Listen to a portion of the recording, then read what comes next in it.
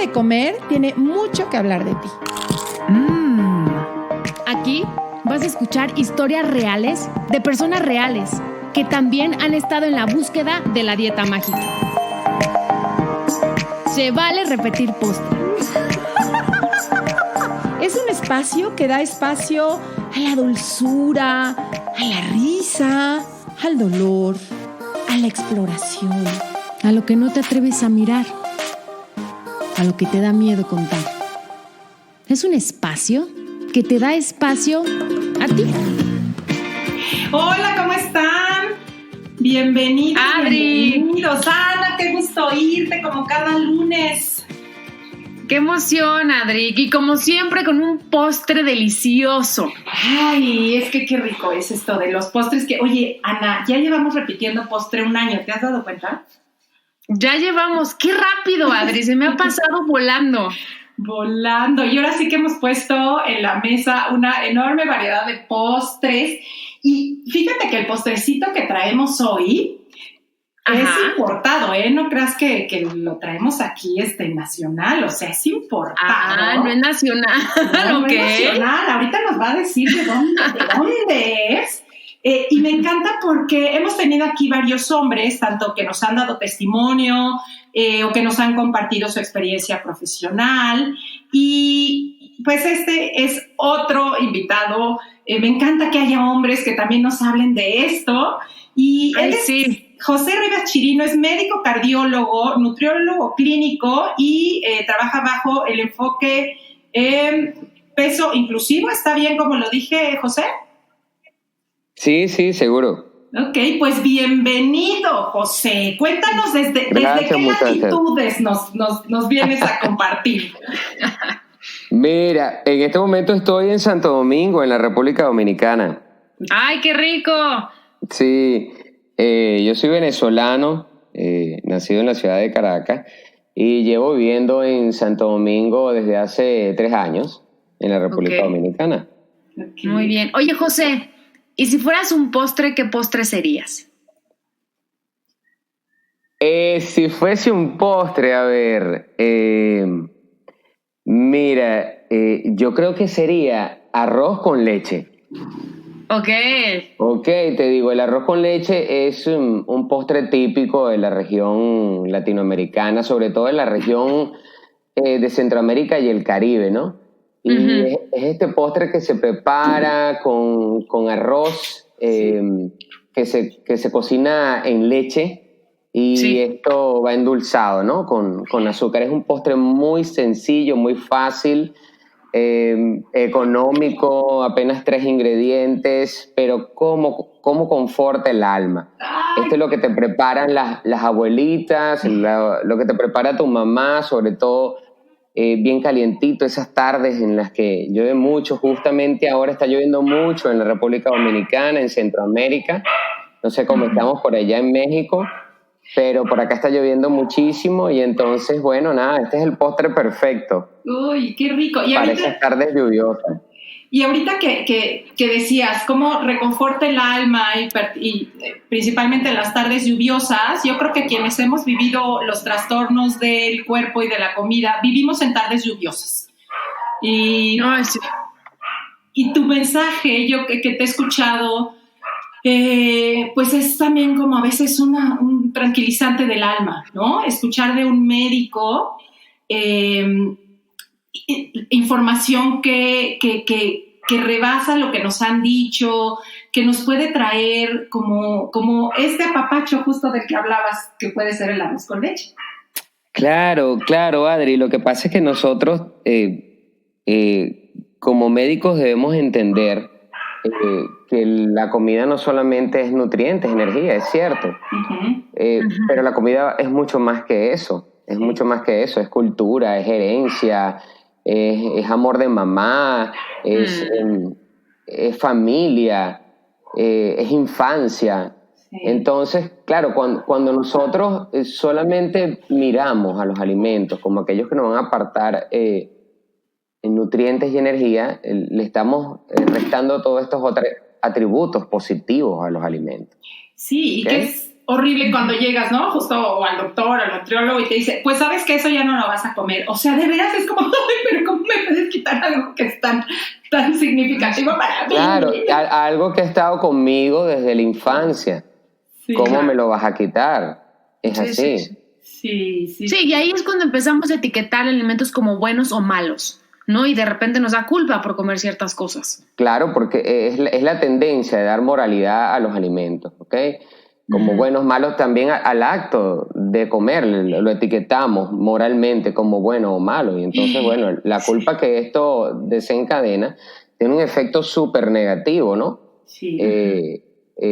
Para el organismo, ¿no? Aumenta el estrés, favorece la liberación de sustancias que son proinflamatorias, protrombóticas, vasoconstrictoras, ¿no? Entonces, por eso que yo siempre les digo a los pacientes, a veces el estrés que genera, ¿no? Esta selección minuciosa de los alimentos que vamos a consumir es más perjudicial que el probable efecto negativo, si es que lo tiene, ¿no? De consumir algún tipo particular de alimento, porque es que tampoco se va a derivar, ¿no? Un efecto negativo porque tú consumas o dejes de consumir algún alimento. En realidad son los hábitos que tú tienes en el tiempo alrededor de la alimentación lo que puede tener algún efecto positivo o negativo, pero no un alimento en específico, en particular. Qué importante esto que dices, ¿no? Porque cuando hablamos a veces de la culpa, pues es como si se quedara solo en un nivel moral, ¿no? Como dices ahorita. Y que ahorita tú nos digas todo el efecto fisiológico que tiene el comer con culpa, porque metemos al cuerpo en un tema de estrés y el cuerpo empieza a segregar, me imagino, pues todas las defensas para combatir casi al enemigo que está entrando, ¿no? Claro, y es que lo que sucede cuando tú prohíbes algún tipo de alimento es el efecto contrario. Mientras tú más prohíbas un alimento, más deseo se va a tener por consumirlo, ¿no? Sí. Sí. Y cuéntanos un poquito de ti, José. Tú te formas como médico en, pues lo que, pues imagino que tradicionalmente se enseña, ¿no? A cuidar la salud de los pacientes, y creo que esta parte de que coman bien, que hagan ejercicio, que no coman chatarra, que no hagan, pues es como lo normal, ¿no? Claro, imagínate. Yo primero pasé por medicina interna. Ajá. antes de obtener mi titulación como cardiólogo, ¿no? Y tanto en el posgrado de medicina interna como el posgrado de cardiología, que son posgrados además muy centrados en el peso, ¿no? En el que se patologiza, ¿no? Bajo el término de obesidad y sobrepeso a los cuerpos. Se hace muy difícil, ¿no? Entre el gremio de médicos internistas y médicos cardiólogos trabajar desde la peso inclusividad. No siempre fue así. Realmente yo llevo trabajando desde la peso inclusividad desde hace aproximadamente 2 años. ¿Y qué es lo que significa peso inclusividad? Bueno, fíjate, significa en entender que el peso no es el único ni el más importante determinante de salud, porque muchas veces los colegas me abordan y me dicen, José, ¿por qué dices que el peso ahora no importa? Y yo les digo, no es que el peso no haya perdido significado clínico, el detalle es que le estamos dando un lugar que no corresponde, ¿ok? Ni siquiera existe suficiente evidencia clínica que demuestre que el sobrepeso y la obesidad sea causa directa de alguna condición médica en particular, ¿ok? Hay tantos otros factores de riesgo, sobre todo para enfermedad cardiovascular, que van, por ejemplo, de los lípidos en la sangre, desde la presión arterial, el hábito tabáquico, y fíjate, otros factores que normalmente no son explorados en la consulta, como por ejemplo el nivel socioeconómico, ¿ok? Fíjate esto, qué interesante. El hecho de que el paciente no tenga una red social de apoyo es un factor de riesgo para enfermedad cardiometabólica que tiene más importancia que el peso que pueda tener la persona, ¿ok? ¡Wow! Entonces, ¡Qué impacto! estas son cosas que son muy importantes tenerlas presentes, porque entonces, insisto, no le podemos dar el peso del paciente un lugar que no le corresponde, ni siquiera está entre el top 5 de los factores de riesgo para enfermedad cardiovascular. Oye, José, ¿y cómo llegas a este punto? Porque hay muchos colegas tuyos que se siguen fijando en el peso. Sí, claro, y yo lo comprendo, porque como tú lo decías, fuimos formados en escuelas pesocentristas y siempre se habló del peso como factor de riesgo, del índice de masa corporal como un parámetro que tiene que ser determinado en todas y cada una de los pacientes que acuden a nuestras consultas. Pero, ¿qué sucede? Yo trabajo con rehabilitación cardiovascular, ¿ok?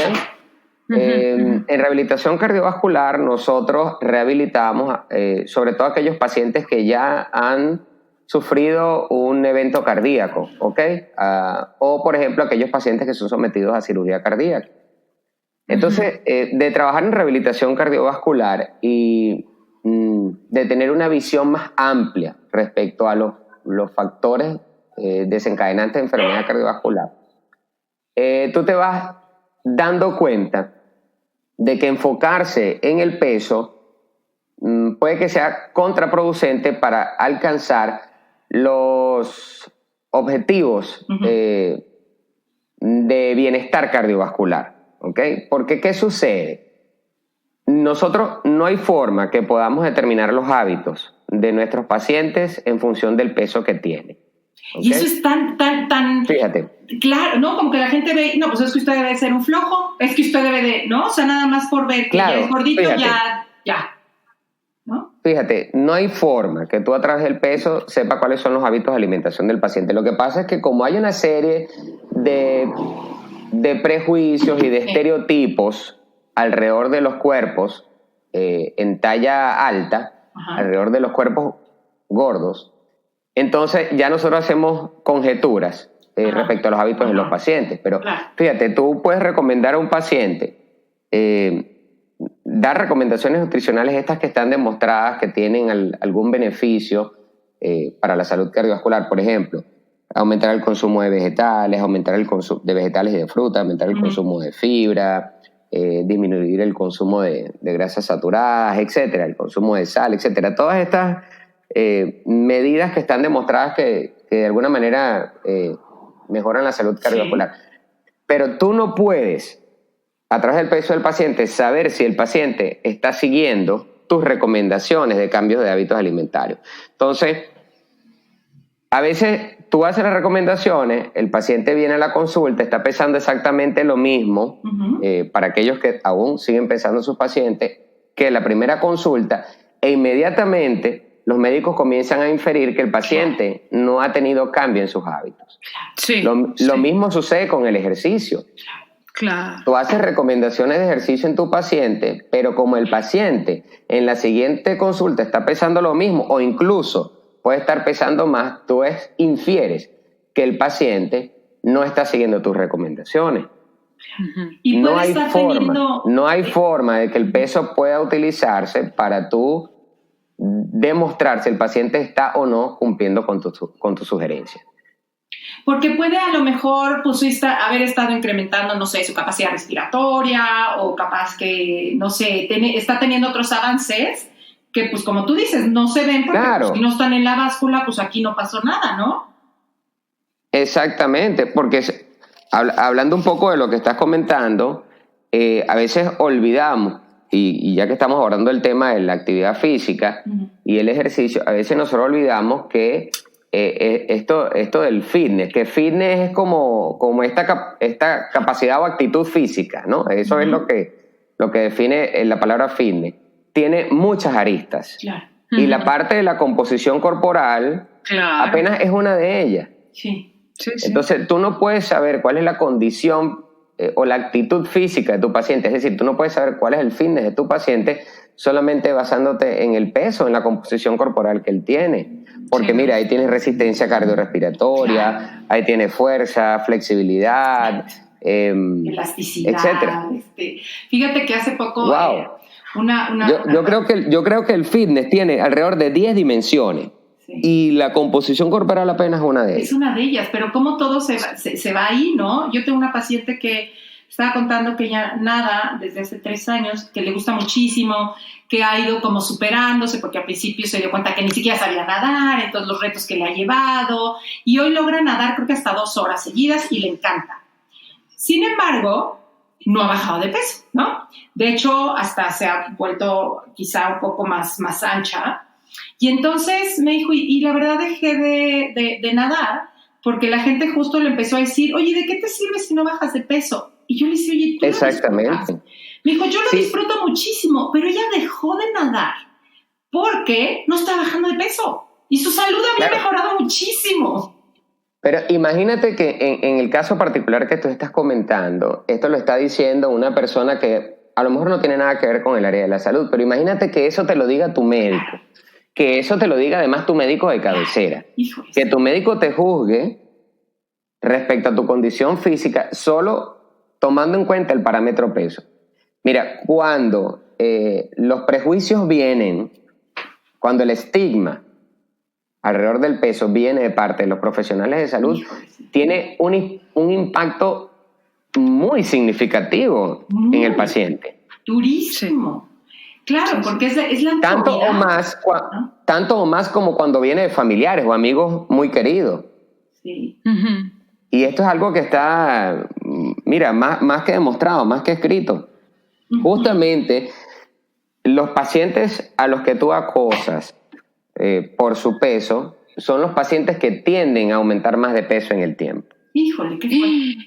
¡Wow! Y esta situación, claro, y es que, bueno, yo trabajo con estigma de peso, que me parece que el estigma de peso está presente en el ámbito médico. Bueno, creo que desde que el paciente pisa la puerta del consultorio, de la clínica, del hospital, ya por todos lados hay estigmas y prejuicios, etcétera, alrededor del peso, y esto definitivamente afecta muchísimo los desenlaces de salud de los pacientes. Sí, claro. Mira, al punto que el paciente no va a consulta. Eso ya a mí me pasó. Wow. Por supuesto. Yo dejé de ir con un ginecólogo porque todo el tiempo, o sea, la consulta era que si mi peso, y le dije, ¿qué te importa? Y dejé de ir con él. Sí, pero, o sea, el paciente, pero imagínate las consecuencias para el paciente. No, claro. Entonces, hay varios estudios que demuestran, por ejemplo, que los pacientes en talla alta, los pacientes en corporalidad gorda, tienden a consultar más por el área de urgencia. Híjole. Y por supuesto, ¿cómo no van a consultar más por el área de urgencia si los pacientes no van a las consultas de atención primaria, abandonan las consultas de atención primaria, porque el médico de atención primaria solo se enfoca en su peso, haciendo caso omiso de la dolencia, entonces que el paciente pueda presentar en ese momento? Entonces, ¿qué pasa? Mira, las dolencias aumentan en el tiempo y aumentan hasta que se transforman en urgencias. Entonces, bueno, finalmente la persona tiene que acudir a un servicio de emergencia. Y acuden complicados, además, porque cuando tú un problema médico no lo atiendes como corresponde en su momento, el paciente se complica. Eso pasa mucho, ¿tú sabes con qué? Con los pacientes diabéticos e hipertensos. Sí.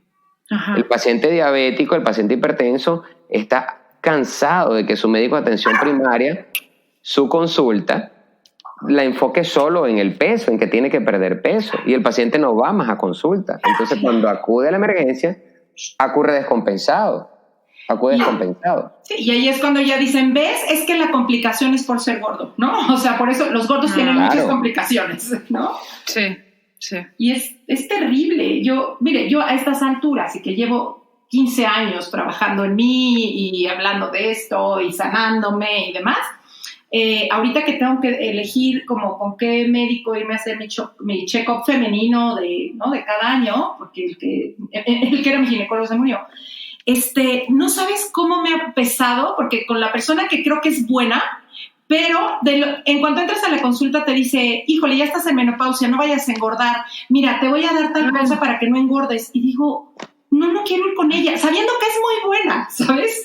Y entonces yo misma digo, es que si a mí me sale, y todavía, aunque sé que yo le puedo decir, ¿sabes qué? Te voy a suplicar que no me vayas a tocar el tema del peso, todavía a mí me da miedo, ¿sabes? Como las respuestas como del médico de convencerte de que cómo no, pero el peso que y claro que mi mente, que vivió tanto tiempo obsesionada con eso, se detona fácil, ¿no? Entonces, qué complejo es saber que podemos poner un límite cuando del otro lado la información que además tiene, pues, renombrada, o sea, viene de una autoridad renombrada, pues creemos que es la verdad, o sea, es bien complejo.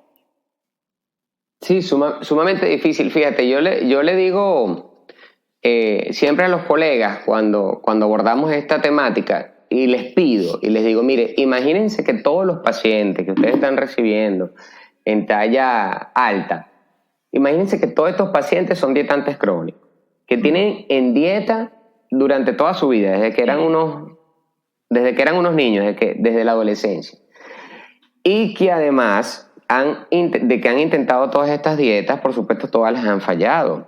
Uh-huh. Ujú. Y lo segundo que se tienen que imaginar es que todos estos pacientes en talla alta ya han tenido experiencias negativas por estigma en torno al peso con otros médicos. Sí. Entonces, yo pienso que si todos los médicos, mira, esas dos cositas las tenemos presentes, vemos a todo paciente en talla grande como un paciente que es un dietante crónico, que ha hecho dietas y que las dietas le han fallado, que se ha restringido, y vemos a todo paciente como que ha tenido experiencias negativas previas, yo creo que las cosas, los resultados serían más favorables hacia el paciente.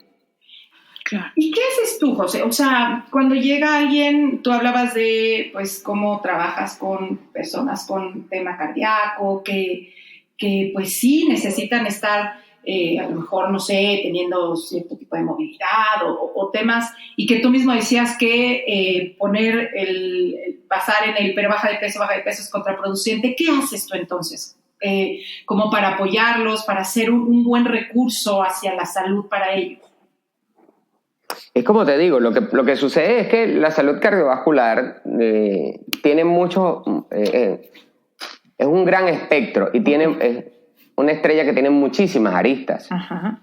Entonces, para el control de la presión arterial, por ejemplo, que es un factor de riesgo, el paciente no necesita perder peso. Ok. ¿Ok? Entonces, para el control de la presión arterial, el paciente primero necesita comprender su enfermedad. Allí se invierte un tiempo. Sí. El paciente necesita comprender el tratamiento que le corresponde recibir. Allí se necesita un tiempo y eso va desde conocer los fármacos que va a recibir, desde entender que ellos además se tienen que tomar en un horario en específico y de que tienen interacciones con otros fármacos para alguna otra condición que puedan tener. De promover hábitos de alimentación Ajá. que están demostrados que son favorables a la salud cardiovascular. Y fíjate, hasta ahora no hay que evitar, ni hay que eliminar, ni hay que prohibir ningún alimento en particular para obtener salud cardiovascular. ¿Y nos podrías dar algunos ejemplos de esos hábitos? Por ejemplo, fíjate, Ajá. incrementar el consumo de vegetales y verduras. Es uno de los principales hábitos que procuramos en nuestros pacientes cuando tienen alguna condición cardiometabólica y en general para la población. ¿Okay? Incrementar el consumo de fibra. ¿Okay? A veces el paciente no sabe ni siquiera dónde está la fibra. Entonces esto es un poco también de educación nutricional en la consulta. Claro, sí. Sí, disminuir pero educación no es, o sea, esta educación que se hace desde el miedo.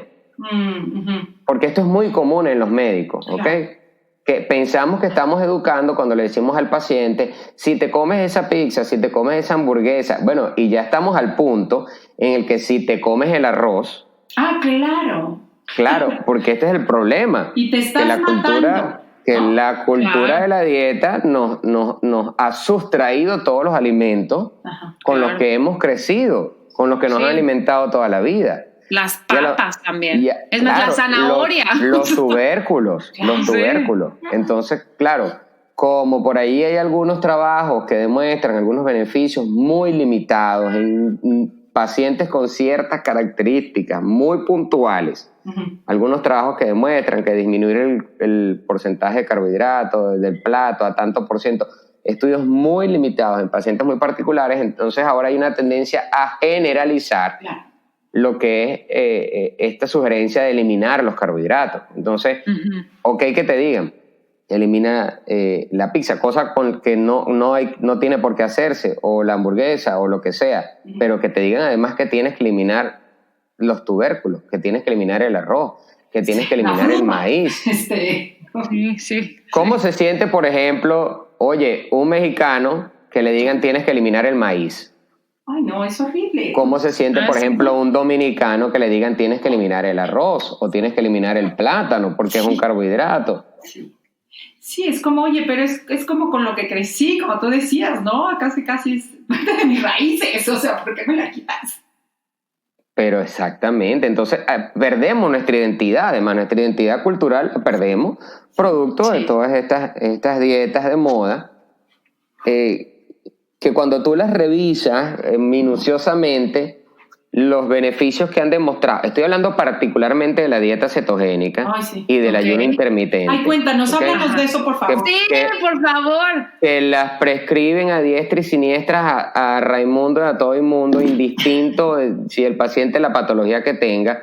Y aunque ellas han demostrado en pacientes con características muy puntuales y por periodos muy cortos de tiempo, algunos beneficios metabólicos, porque hay información muy contradictoria al respecto. Pero entonces como que hay esta tendencia a indicarla a todo el mundo por igual.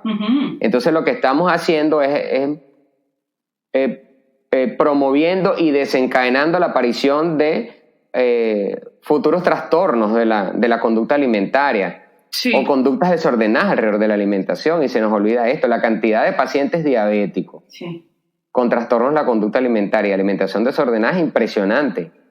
Entonces, un paciente diabético no necesita, además de la diabetes, tener un trastorno de la conducta alimentaria. Claro. Entonces, imagínate por dónde ya vamos. ¿Cómo se va poniendo de complejo esto, no?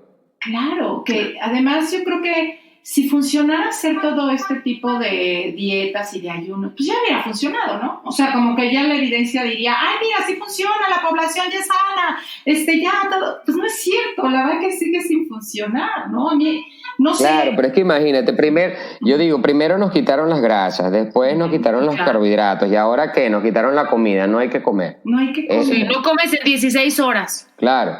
O sea, Oye, ¿qué efectos puede traer? Ya vimos que, bueno, a nivel riesgo de conductas compensatorias y de trastorno, que son enormes, a nivel como físico, ¿qué pasa con los ayunos intermitentes? Mira, recientemente se publicó un trabajo que yo se lo entregué a muchos colegas que son partidarios del ayuno intermitente, donde se demuestra que no mejora el perfil metabólico en pacientes con diabetes, con síndrome metabólico, en pacientes en corporalidad gorda, y peor, produce algo que se conoce como sarcopenia. ¿Qué es eso? La sarcopenia es como la disminución de la masa muscular. Entonces, la disminución de la masa muscular cuando es un marcador de salud cardiovascular. Entonces, mientras más masa muscular tú tengas, mucho mejor. Y mientras menos masa muscular tú tengas, por supuesto, eso no va a ser favorable para tu salud cardiovascular. Y eso es uno de los efectos del ayuno intermitente. Los pacientes que yo recibo que hacen ayuno intermitente, o sea, cuando mides masa muscular, te das cuenta de que es una de las consecuencias más negativas, de mayor impacto que tiene esta dieta. No me digas eso, o sea, José... Claro, la persona pierde peso, pero pierde peso también en función de la masa muscular. Wow. Que además... yo he escuchado, no sabes la cantidad de nutriólogos que te dicen, no pasa nada. Tú te vas en ayunas a hacer ejercicio y no vas a perder nada, ¿sabes? Que tú dices, pero ¿cómo? Eso ni aquí en China es bueno. O sea, yo no me imagino hacer un ayuno y luego irme a hacer ejercicio. No, de hecho, el ayuno intermitente es una dieta que no se sugiere en los atletas. O sea, si tú quieres que un atleta tenga un rendimiento apropiado, el paciente, perdón, el atleta no puede estar en régimen de ayuno. Hay unos atletas muy particulares que por su religión tienen que practicar el ayuno, que es esto del Ramadán, ok. Hay estudios que se han hecho en estos atletas que han demostrado un rendimiento aceptable, pero el atleta de alto rendimiento, el atleta de competencia, el ayuno intermitente no le va a ser de ayuda. Ni siquiera tampoco estas dietas en las que se restringen los carbohidratos, como la dieta cetogénica. De hecho, es contraproducente para su rendimiento. Oye, porque aparte cuando hablas de disminución de masa muscular, o sea, cualquiera como que puede decir, ay, bueno, pues igual se ve menos musculoso. No, es que estás hablando de que pues, es el corazón, o sea, como todos, digo, el músculo no solo es claro. El bíceps que se te ve, ¿no? O sea, estás hablando, cuando hablas de músculo, hablas de cosas vitales. No, lo que pasa es que nuestro metabolismo está en función de la masa muscular que nosotros tengamos. Uh-huh. Exacto. Es un tejido activo, el músculo es un tejido activo. Ajá. Que nosotros necesitamos de él para nuestra homeostasis. Entonces, es importante que nosotros procuremos conservar al menos la masa muscular. De hecho, uno de los mejores marcadores de salud en el anciano es la cantidad de músculo que tienen. Claro. Wow. Sí, sí. ¿Y de veras? Es una de las sugerencias, además, que debemos hacer en nuestros pacientes, practicar ejercicio. Ajá. Que favorezcan la fuerza muscular. Claro. Sí. Y que ayuden a mantener la masa muscular. Y esto puede que no sea atractivo para algunas personas que quieran perder peso, porque esto más bien los puede hacer aumentar de peso. Claro, te puede hacer mucho más pesado en la báscula. Claro. Y es más sano, realmente. Exactamente, porque es justamente lo que, bueno, al cansancio se ha repetido. Y es que el peso no es el mejor marcador de salud. ¿Cuántos pacientes, por ejemplo, que entrarían en la categoría de obesidad, ajá, tienen menor riesgo de mortalidad que los pacientes, por ejemplo, que tienen incluso normopeso? Ni hablar de los que tienen bajo peso, son los que tienen mayor riesgo de mortalidad. Pero eso no se dice, ¿no? Al contrario, la mortalidad va, y ahora más, ¿no? Ahorita con el COVID, que igual también sería interesante platicar como tu propia visión acerca de este terror. Aquí en México, no sabes, las campañas, yo hoy que me subí al coche y oía de la obesidad es un riesgo, tú tienes que controlarlo, dile que no a los alimentos chatarra, dile que no controla tu hambre, controla tu ansiedad, o sea... ¿qué es Mira, eso? Y como si la gente viera y dijera, ok, voy a controlar mi ansiedad para que no me dé COVID. O sea, me va a dar el triple de ansiedad. Claro, sí, a mí me parece tremendamente violento, ¿no? Lo que se ha hecho con los cuerpos gordos en el contexto de la pandemia por COVID. Claro, yo entiendo que al ser una enfermedad nueva y de la cual se conoce aún muy poco, en los primeros meses se especuló que el sobrepeso y la obesidad era un factor de riesgo de complicaciones por COVID. Sin embargo, hoy, gracias a estudios más recientes, sabemos que el sobrepeso y la obesidad no son considerados factores de riesgo por COVID.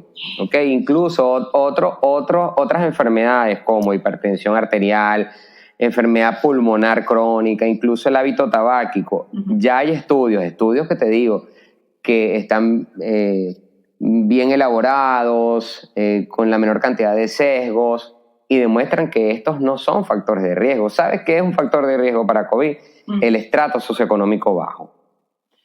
Que no tienen acceso a... Claro, las personas que no tienen recursos, que no tienen acceso a centros de salud, porque cuando tú tienes recursos y tú tienes acceso a un centro de salud y tú tienes síntomas, tú te haces la prueba te sale positiva y el médico te indica el tratamiento, te hace el triaje y te dice usted va a hospitalización o a usted hay que llevarlo a terapia, a cuidados intermedios o va a terapia intensiva o a este paciente que va a ventilarlo, y eso al final es lo que mejora el pronóstico en el paciente, no su tamaño. Sí. Entonces se está utilizando, claro, y entonces esto se está utilizando ya para hacer comercio. Y es muy doloroso cuando tú ves profesionales de salud. Está bien que a veces digo yo, bueno, estos no son profesionales de la salud, pero cuando ves haciendo a profesionales de salud campaña para con las personas que tienen que perder peso, como que si eso fuese algo que tú pudieras hacer. Exacto. Para evitar contraer el COVID o si lo contraes las complicaciones. Es que sí, como... Y el peso no es una conducta que tú puedas modificar, además. Pero es que como nos los han dicho, y como mencionabas hace rato, o sea, el miedo desde el cual se habla, ¿no? De, pues te vas a morir, ¿cómo es posible que ni sabiendo que te vas a morir hagas algo? Y yo lo único que veo en la gente que es tan amenazada es que más se va a la conducta compulsiva. O sea, lejos de decir, no, si sabes que tienes toda la razón, ya me voy a cuidar, los lleva completamente a otro lugar. O sea, a la negligencia. A la negligencia. Es que, mira, cuando tú, para con tus pacientes, trabajas desde el miedo, el efecto que tú vas a tener en el paciente es totalmente opuesto al que tú esperas. Sí. Y eso es algo que está demostrado. Entonces, no podemos seguir educando utilizando el miedo. Eso no funciona. No. Y vamos a tener el efecto totalmente contrario. Con el paciente hay que ser empático. Por supuesto. Con el paciente hay que ser empático y hay que liberarse de todos los prejuicios y los estereotipos que se tienen en torno al peso. ¿Cómo un médico va a establecer una relación médico-paciente apropiada con su paciente en corporalidad gorda con todos estos estigmas y todos estos prejuicios? Sí, qué duro, ¿verdad? No hay manera. No. Al final, ¿qué es lo que tú quieres? Tú lo que quieres es establecer tal relación de empatía que tu paciente tenga la suficiente confianza en ti para notificarte todas y cada una de las molestias que lo aquejan. Mira, cuando esto sucede, tus diagnósticos son más certeros. Claro. Y cuando tú tienes un diagnóstico que es certero, tú puedes poner el tratamiento no solo de manera oportuna, sino el tratamiento específico y que corresponde. Sí, claro, pero pues si el paciente te tiene miedo, si entonces ya no quiere ir, si te va a mentir, obviamente, ¿no? Porque pues si te dice la verdad, lo vas a juzgar, a criticar o a regañar, pues empiezan también a mentir, me imagino, ¿no? Claro, me dicen algunos colegas, me dicen, pero es que el paciente que está en corporalidad gorda a veces es muy aprensivo. Y yo le digo, pero ¿cómo tú no vas a ser aprensivo si toda la vida has estado sometido al estigma y al prejuicio? Claro. Tienes que ser empático y entender que los pacientes ya han tenido experiencias negativas previas. Y a veces eso ayuda a los pacientes que nos estén escuchando, que necesiten ir al médico, lo que tú decías. Si usted se siente en la suficiente confianza para manifestar a su médico que lo va a ver respecto a las experiencias negativas que usted ha tenido previo con personal relacionado a la salud, respecto a su peso, hágale ese comentario. Sí. Entrando a la consulta. Sí. Para que el paciente pueda liberarse. Claro. Ay, sí. Claro, sí. Y el médico pierda el prejuicio. Sí. Fíjate. Yo entiendo que hay pacientes que no tienen la suficiente confianza para manifestar la experiencia negativa, pero es que eso funciona, porque los médicos nunca queremos hacer daño, jamás queremos hacer daño. Lo que pasa es que nosotros estamos formados en escuelas pesocentristas. Sí, claro. Y todavía tenemos la concepción, claro, de que el paciente gordo es un paciente enfermo. Claro. Sí. Y que todos sus males son consecuencias de la enfermedad, de la obesidad. Sí. Sí, sí. Fíjate que yo tuve una paciente también que ella es de corporalidad grande, porque aparte es de ascendencia alemana, o sea, como una mujer muy grande, que además, bueno, por temas de vida se tuvo que hacer todavía más grande. Y tenía un padecimiento en la espalda que siempre había sido baja de peso, pues baja de peso, cosa que pues más la ponía en angustia porque entonces no podía bajar de peso, entonces ella misma se culpaba, claro, bueno. Total que de pronto la ve un médico y le dice, oiga, fíjese que eso que tiene usted y que ya lleva 20 años teniéndolo no tiene nada que ver con su peso, es no sé qué era. El caso es que le decía, si esto se hubiera tratado a tiempo, no hubiera llegado a donde está ahorita, pero no tenía nada que ver con su peso. No sabes el berrinche que hizo, el dolor, me decía, es que nadie me vio. Entonces, cuando ya va otra vez pues, a planear la operación, le dice igual al médico, otro, sí, pero tiene que bajar 10 kilos. Mismos que entonces subió más, ¿no? O sea, no solo no bajó 10, subió otros 10. Y entonces hasta que llegó, se reunió con el equipo médico y les dijo, mire, así como estoy, así me van a operar. Entonces, más bien vean qué necesitan hacer ustedes para cuidarme a mí en este peso. Y dice que cuando lo pudo decir, bajó la guardia de los médicos, como que voltearon como con mucha empatía a decirle, tiene toda la razón, como a decir, en equipo, ¿qué hacemos para que así como estoy, ustedes me puedan cuidar? Mira, es que los médicos nunca trabajamos de manera aislada, los médicos siempre trabajamos en equipo y nosotros estamos preparados para atender las complicaciones que se puedan presentar. Entonces, a mí me parece totalmente ilógico que un paciente se le niegue, por ejemplo, una cirugía ortopédica por su peso, cuando sugerimos cirugía bariátrica en pacientes con más peso, que son cirugías más cruentas. Claro. Y por ejemplo, otra cosa con la que estoy totalmente en desacuerdo es que al paciente se le mande a perder peso a través de dietas restrictivas, muy restrictivas, para poder operarlos. Claro. ¿Tú te imaginas cómo va a llegar un paciente a quirófano? Con anemia. Depletado de electrolitos, de sodio, de potasio, de calcio, con anemia, como tú bien lo dijiste, cortisol alterado, catecolaminas aumentadas. Entonces a mí me parece que esto es algo que es una conducta que no puede seguirse practicando. Recomendar dietas restrictivas a los pacientes antes de operarlo. ¿Y esto mismo, por ejemplo, para una operación del corazón?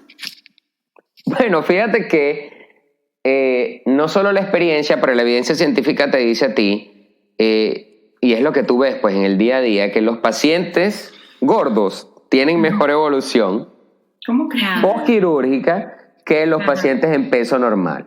Sí, esto forma parte de algo que se conoce con el nombre de la paradoja de la obesidad. A mí no me gusta el término porque yo pienso que no hay nada paradójico alrededor de la obesidad. Tampoco me gusta el término de la obesidad. Lo he utilizado varias veces hoy, porque bueno, lo hemos abordado desde una perspectiva muy médica, ¿no? La conversación, ¿no?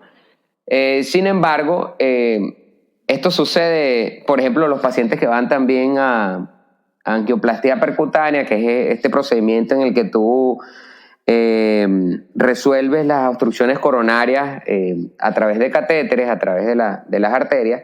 También los pacientes que tienen corporalidad gorda tienen mejor evolución. Entonces esto jamás puede ser un impedimento para hacer una cirugía cardíaca, el peso del paciente. Más cuando sabemos que es más bien un factor protector. Mira, hay muchas cosas que no sabemos al respecto, por eso es que no podemos seguir no podemos seguir patologizando los cuerpos grandes. Exacto, ¿no? Y entender como a cada persona, como con lo que es y con la unicidad que tiene esa persona, ¿no? Y no decir, no, pues como es gordo, entonces encaja aquí, como es flaco, encaja acá. Como que cada historia y cada persona es única y merece, como yo creo, la atención a esa unicidad, ¿no?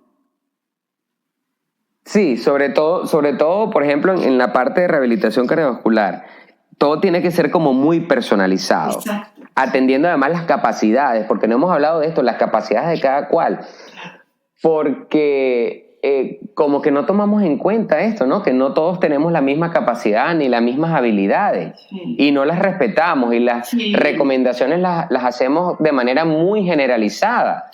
Entonces, cuando la persona no tiene la habilidad o la capacidad y no puede seguir las recomendaciones, se siente mal, se siente culpable, se siente que le ha fallado al médico. Ay, qué fuerte. Claro, en vez pero de es que el médico nunca se ha detenido realmente a revisar cuáles son las habilidades y las capacidades. Híjole, sí. Ay, que tiene cada paciente y el contexto de cada paciente además, ¿no? Y es algo que es lo que yo digo, mira, estamos haciendo todas las recomendaciones desde un lugar de privilegio. Y los médicos no podemos hacer recomendaciones desde el lugar de privilegio que tenemos. Tenemos que reconocer que tenemos un privilegio Y una vez que lo reconocemos, tenemos que entender que no podemos hacer recomendaciones de ese lugar. Y a veces hacemos recomendaciones alimentarias y recomendaciones de ejercicio y recomendaciones de estilo de vida desde ese lugar. Sí, y no todos los pacientes están en ese mismo lugar que estamos nosotros. Claro. Quien no ha tenido, por ejemplo, que hacer en algún momento de su vida una elección de un alimento o de una comida basándose en su contexto en el que está económico, deprimido, no sabe muy probablemente a lo que me estoy refiriendo. Claro. Pero un paciente a veces hipertenso y diabético, con obesidad, hacerles recomendaciones para pérdida de peso consumiendo tales y cuales alimentos, cuando ese paciente tiene un presupuesto reducido para alimentar a toda su familia, lo único que hace, lo único que consigue es que el paciente se sienta culpable, que el paciente se sienta que falla a su médico y se abandona muchas veces a la negligencia, porque el paciente dice, jamás podré cumplir con esos objetivos.